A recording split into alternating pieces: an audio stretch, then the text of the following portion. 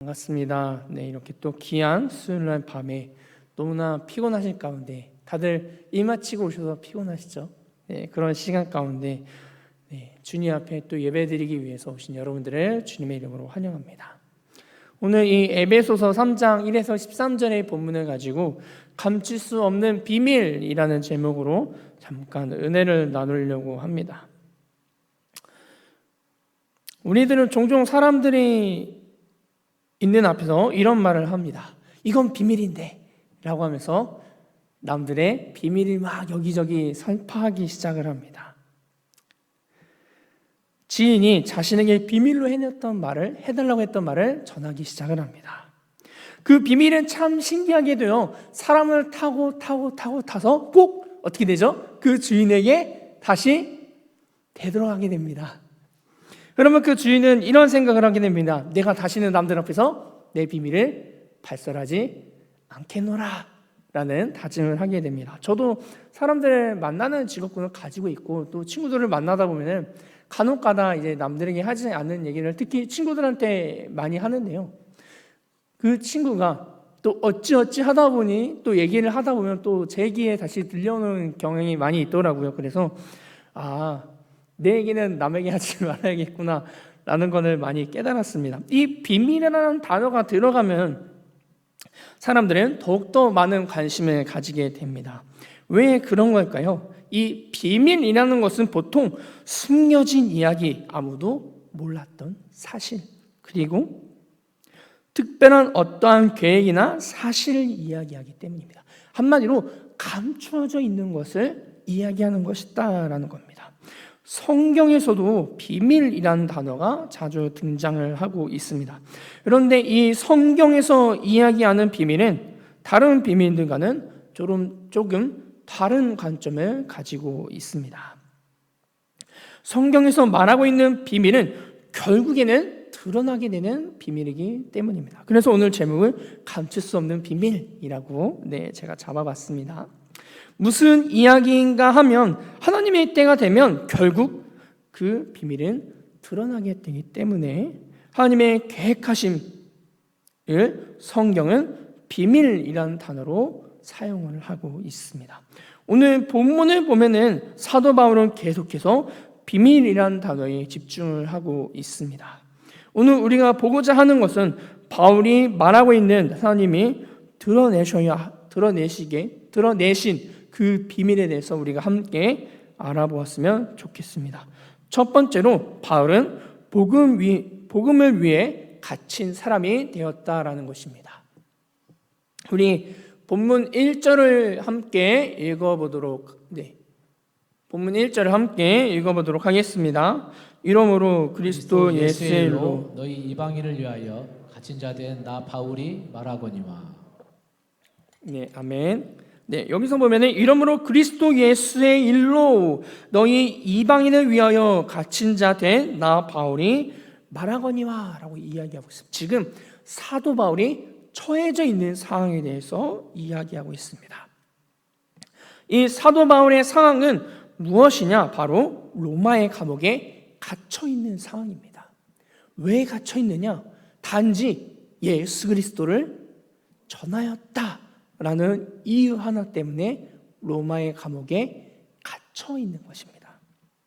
자, 이 바울 입장에서는 예수님을 전했다고 해서 감옥에 갇혀 있다. 억울할 수도 있는 상황인데, 그런데 그 시대의 상을 들여다보면요, 억울한 일은 아닐 수도 있다는 거예요. 왜냐?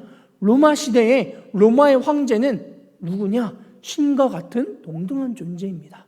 신의 아들로서 여겨졌던 신과 같은 존재입니다. 그런데 예수 그리스도를 로마에서 전한다? 이것은 감옥에 가기에는 로마 사람들 입장에서는 100번 지당한 일이 되는 겁니다. 그런데 이 바울 입장에서는 어떤 걸까요? 억울한 일인 겁니다. 자신이 크게 잘못도 하지 않았지만 자신은 감옥에 갇혀 있기 때문입니다. 그런데 참 재밌는 게 이 바울은 자신이 감옥에 갇혔다고 억울하다라고 이야기를 하고 있지 않습니다. 그는 자기 자신에 대해서 이렇게 표현하고 있습니다. 그리스도 예수의 일로 갇힌 자라고 표현을 하고 있습니다. 보통 감옥에 억울하게 갇혔으면은 나 억울해요 라고 이야기하잖아요. 그리고 국가를 상대로 해서 손해배상을 청구한다든지 이런저런 일들을 할 텐데, 바울은 자신이 왜 감옥에 갇혀 있는지를 너무나 잘 알고 있었습니다.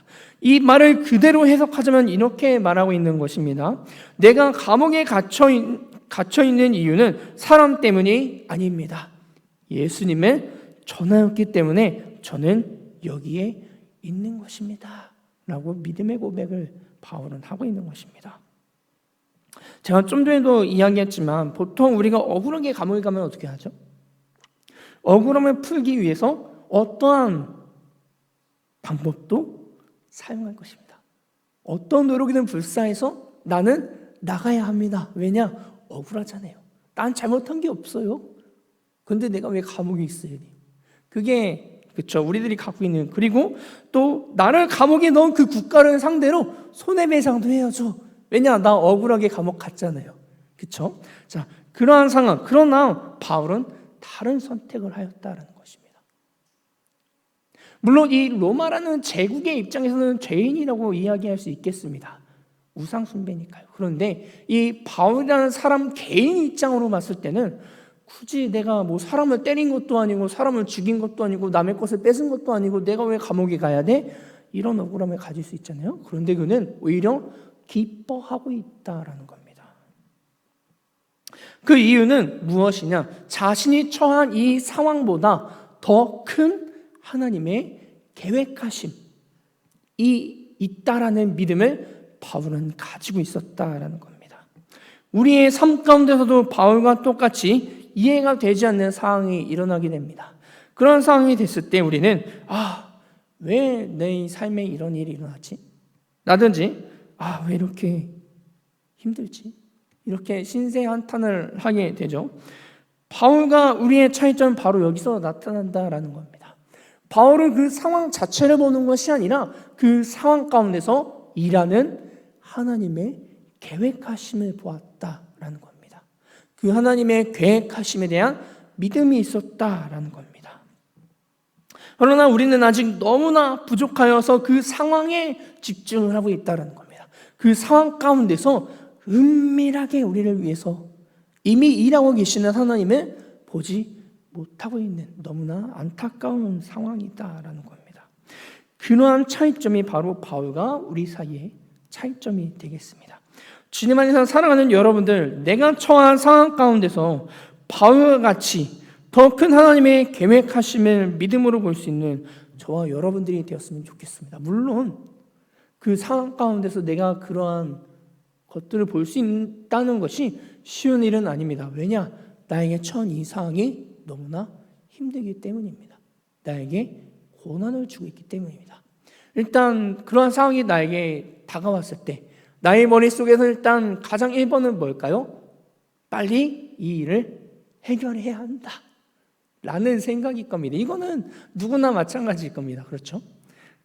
바울은 그것보다도 더 큰 하나님의 계획하심, 이 일을 통해서 분명히 하나님의 계획하심이 있을 것이다 라는 그러한 생각을 가지고 있었다는 겁니다.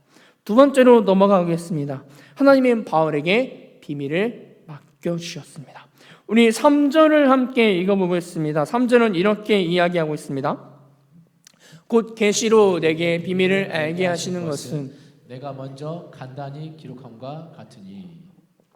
아멘. 네, 3절에서 말하는 비밀은 무엇일까요? 그 대답을 우리는 6절에서 찾을 수 있습니다. 우리 6절도 함께 읽어보도록 하겠습니다. 이는 이방인들이 복음으로 말미암아 그리스도 예수 안에서 함께 상속자가 되고 함께 지체가 되고 함께 약속에 참여하는 자가 됩니다. 아멘. 자, 이 6절에서 바로 비밀이 나와 있는데 바로 이방인들이 복음으로 말미암아라고 이야기하고 있습니다. 원래 이 복음이라는 것은 어떤 것일까요? 유대인들에게 있어서는 자신들만이 누릴 수 있는 것입니다. 자신들만이 선택된 족속이다라는 생각을 갖고 있었습니다. 이래서 이 이방인들이 이 유대인들이 사마리아인들을 무시할 수 있었던 이유도 뭐냐? 저 사마리아인들은 다른 민족과 섞였기 때문에 더러운 피를 가지고 있어. 그래서 우리와 한 족속이 될 수가 없어. 여기서 시작되는 겁니다. 바로 선민 사상 때문입니다. 하나님에게 유일하게 선택받은 족속은 바로 우리 이스라엘 민족뿐이다 라는 그들의 이러한 생각. 그런데 참 재미있는 게 이러한 그들의 사상은 누구로 인해서 깨지게 되었죠? 너무나 잘 알고 있지만 예수님이 이 땅에 오심으로 인해서 처절하게 깨지게 되었습니다. 예수님을 통하여서 하나님은 예수님 안에서 유대인과 유방인들을 함께 모든 하나님을 믿는 예수를 믿는 이들을 구원하시기로 마음먹었다라는 겁니다. 즉 민족을 뛰어넘고 차별을 뛰어넘고 벽을 뛰어넘는 구원이 바로 하나님의 구원의 계획의 비밀이다라는 것입니다. 구원이라는 것은 예수를 믿는 사람에게 하나님이 주신 은혜의 선물임을 우리는 너무나 잘 알고 있습니다. 그러한 선물을 이스라엘 사람들은, 유다 족속들은 자신들만이 누릴 수 있었다라고 감히 그러한 생각을 갖고 있었다라는 거죠. 물론 이것이 구약시대에 하나님의 그런 약속으로 인해서 그들이 가지고 있던 사상이었지만 그 사상은 예수님의 오심으로 인해서 처절하게 무너지게 되었다라는 겁니다. 세 번째로 넘어가 보겠습니다. 바울은 은혜로 사명을 받았습니다. 바울은 자신이 하나님의 나라를 위해 일하는 복음의 일꾼임을 본문 7절을 통해서 고백했습니다. 제가 읽겠습니다. 함께 띄워주시고요. 네, 제가 읽겠습니다. 이 복음을 위하여 그의 능력이 역사하시는 대로 내게 주신 하나님의 은혜의 선물을 따라 내가 일꾼이 되었노라. 아멘. 자, 여기서 중요한 것은 무엇이냐? 바로 은혜의 선물이라는 바울의 표현입니다. 여러분들, 우리 너무나 잘 알고 있지만 이 바울이라는 사람이 예수를 만나기 전 그의 삶은 어떠하였죠? 교회를 핍박하던 사람이었습니다. 예수님을 믿는 사람들을 잡아다가 제사장들에게 데려가는 것이 자신의 가장 큰 행복 중에 하나였던 사람입니다. 예수를 믿는 사람을 핍박하는 것을 누구보다 즐겼던 사람입니다. 스데반 집사님이 잡혀서 돌에 맞아 죽을 때 그 자리에도 누가 있었죠? 바울이 있었습니다. 사람들에게 돌을 나눠주고 있었고 여러 가지 스데반 집사님이 돌아가신 데 있어서 중요한 역할들을 이 바울이라는 사람은 담당했습니다. 그러한 그가 참 다메섹에서 예수님을 만납니다. 그리고 그의 삶은 어떻게 되죠? 말 그대로 180도 변하게 되는 것입니다. 예수를 핍박하던 사람이 예수님을 전하는 사람으로 그의 삶이 변화되었습니다. 이렇게 변화게 되었을 때 그 전부터 바울을 알던 사람은 바울에게 뭐라 그랬죠? 제가 드디어 미쳤구나. 이런 반응을 보였습니다. 왜냐? 예수를 만나기 전 바울의 모습은 예수를 믿는 사람을 핍박하는 사람이었고 예수님을 누구보다 싫어하는 사람이었습니다. 그런데 뜬금포 갑자기 어디 갔다 오더니 사람이 변했어. 변하게 되었습니다. 그래서 이들이 생각했을 때 드디어 바울이 미쳤구나라고 생각을 할 수 있었을 겁니다. 그러나 그는 무엇을 만나게 된 것이냐? 예수님을 만남으로 통하여서 자신이 이제까지 믿었던 하나님에 대해서 다시 한 번 더 정립하게 된 것입니다. 하나님은 어떠한 분인가를 다시 한 번 더. 예수님은 진짜 하나님의 아들이구나. 내가 하나님의 아들을 핍박하는데 큰 목을 했구나. 라는 것을 그는 다메섹을 통해서 깨닫게 된 것입니다. 그러므로 인하여서 그는 이렇게 고백하고 있습니다. 그런 삶을 살았던 바울이었기에 자신은 하나님의 나라에 쓰임받는 것은 자신이 잘나서 쓰임받는 것이 아님을 누구보다 잘 알고 있기에 오늘 본문을 통해서 얘들아, 내가 하나님의 나라의 일을 감당하고 있는 것은 내가 잘나서 하고 있는 게 아니야. 그저 하나님의 은혜 때문에 하고 있는 거야 라고 정확하게 표현을 하고 있는 겁니다. 하나님의 은혜로 인하여서 자신이 쓰임받고 있음을 에베소 교회 사람들에게 전하고 있는 것입니다. 우리들도 마찬가지입니다. 완벽하지는 않지만 우리는 하나님께 쓰임을 받습니다. 여기서 우리가 알 수 있는 것은 하나님의 나라의 일은 완벽한 사람이 하는 것이 아니라 하나님의 은혜를 아는 사람이 감당하는 것이다라는 겁니다. 부족하더라도 하나님의 은혜를 알고 하나님의 은혜에 감사할 줄 아는 사람이 하나님 나라의 일을 감당할 수 있다라는 것을 우리는 너무나 잘 알고 있습니다.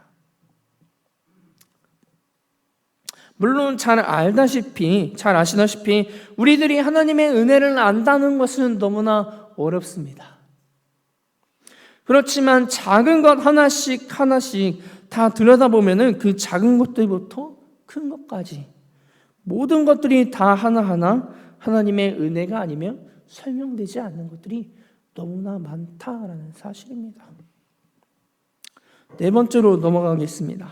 하나님은 교회를 통해서 자신의 지혜를 나타내고 계십니다. 오늘 본문 10절을 보면 하나님은 누구를 통해서 일하시는지를 알 수 있습니다. 제가 읽겠습니다. 이는 이제 교회로 말미암아 하늘에 있는 통치자들과 권세들에게 하나님의 각종 지혜를 얻게 하려 하심이니. 여기서 우리가 봐야 할 것은 바로 교회를 통해서 하나님은 일하신다라는 겁니다. 세상은 교회를 약하게 볼 수 있습니다. 그러나 하나님은 교회를 통해서 복음을 전하시고 또 사람을 살리시고 하나님의 영광을 드러내기 위해서 역사하십니다. 그렇게 교회는 단순히 사람이 모이는 것이 아닙니다. 교회는 하나님의 계획이 성취되는 공간, 장소입니다. 자, 여기 많은 분들이 겪으셨을 우리 군사정부를 한번 생각해 줬으면 좋겠습니다. 우리 박정희 대통령님이나 우리 전두환 대통령님 때 보면은 종교시설들이 어떤 역할을 했었죠, 그 당시. 민족운동하는 분들을 보호하여 주는 울타리 역할을 하였습니다. 정동성당이라든지 많은 그런 종교시설들이 민주화 운동을 하시는 분들이 그곳에서 숨어서 산다거나 또 그곳에 계신 목사님들이나 신부님들이나 스님들이나 이런 분들이 그런 분들이 찾아왔을 때 정부에게서 보호해주는 역할을 하였다라는 겁니다. 그러한 공간이 그 당시에는 종교시설이었습니다. 지금도 종교시설이라는 곳은 마땅히 사람을 보호해 주어야 하는 곳이라고 저는 생각을 합니다. 하나님의 그러한 역사하심, 일을 통해서 우리가 하나님의 일을 감당할 수 있는 그러한 공간이 되어야 한다는 것입니다. 다섯 번째는 우리는 담대하게 하나님께 나아갈 수 있다라는 겁니다. 예수님 안에서 우리는 함께 담대하게 나아갈 수 있게 됐습니다. 우리 본문 12절을 함께 읽어보도록 하겠습니다. 네, 우리가 그 안에서 그를 믿음으로 말미암아 담대함과 확신을 가지고 하나님께 나아감을 얻었느니라. 아멘. 과거에는 죄 때문에 우리가 하나님께 가까이 나아갈 수 없었습니다. 하지만 예수님께서 우리들을 너무나 사랑하셔서 이 땅에 오셔서 굳이 지셔도 되지 않는 십자가를 지심으로 인하여서 그 거룩한 보혈을 흘리심으로 인하여서 우리는 이제 두려움이 아니라 담대함으로 또 멀리서가 아니라 가까이 또 종처럼이 아니라 하나님의 자녀처럼 살아갈 수 있게 되었다는 겁니다. 멀어졌던 하나님과의 관계가 그 예수님과의 예수님이 흘리셨던 거룩한 보혈로 인하여서 다시 한 번 더 가까워지게 되었다는 겁니다. 아담과 하와가 지었던 그 죄로 인하여서 멀어졌던 하나님과 인간의 관계가 다시 한 번 더 억에 연결되었다라는 겁니다. 얼마나 다행인지 모르겠습니다. 그렇죠? 이것이 바로 복음의 은혜이고 비밀일 것입니다. 말씀을 이제 정리해 보려고 합니다. 하나님이 은밀하게 감춰두셨던 비밀은 무엇이었습니까? 예수님 안에서 모든 사람이 구원을 받게 하는 것이 바로 하나님의 은밀한 구원의 계획이었습니다.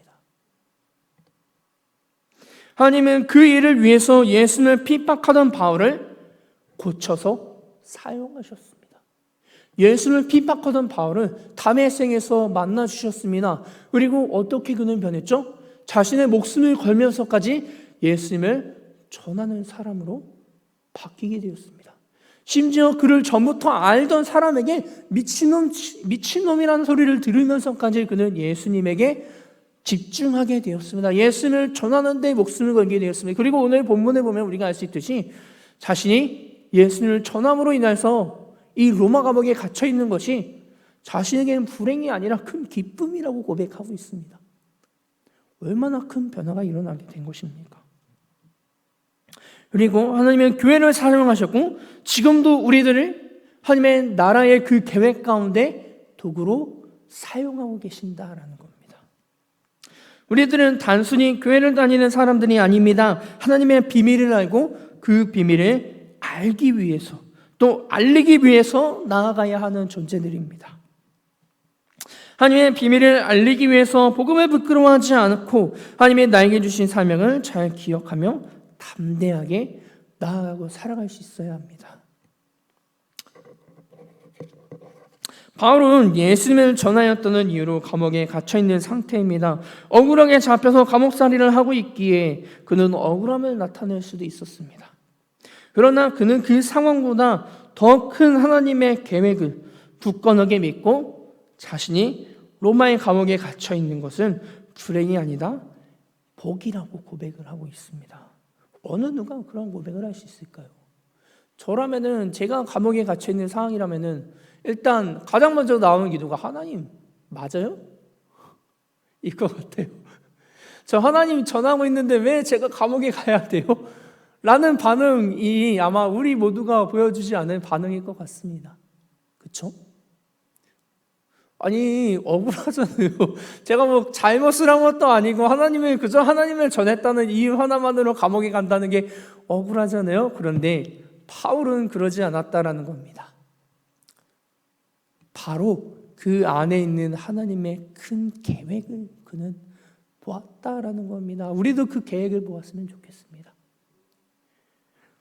바울이 로마 감옥에 있는 것조차도 이미 하나님이 계획하셨고 그 전부터 준비하셨고 이 이유로 이방인들을 위해서 더 큰 일을 바울을 감당하게 하셨습니다. 우리들에게 찾아오는 어려움 가운데도 하나님은 그 어려움을 통해서 우리에게 더 큰 것들을 맡기시려고 준비시키는 단계임을 우리가 잊지 않았으면 좋겠습니다. 지금도 우리들의 삶은 하나님의 은밀한 계획 가운데 있음을 그 계획을 성취하기 위해서 하나님은 은밀하게 움직이고 계심을 우리는 굳건하게 믿어야 할 것입니다. 물론 상황이 힘들다고 하나님한테 원망할 수 있습니다. 원망하는 거 맞죠. 그런데 그것보다 더 큰 하나님의 계획하심을 우리가 먼저 바라보았으면 좋겠습니다. 그러한 믿음이 생겨났을 때 우리는 나의 형제의 상황보다 더 큰 하나님의 계획하심, 바울처럼 나의 상황이 중요하지 않고 그 상황 가운데 일하시는 하나님을 우리는 볼 수 있게 될 것입니다. 그렇게 나아갈 수 있는 저와 여러분들이 되시기를 주님의 이름으로 소망합니다. 말씀을 마치도록 하겠습니다. 기도하겠습니다. 사랑이 많으신 하나님,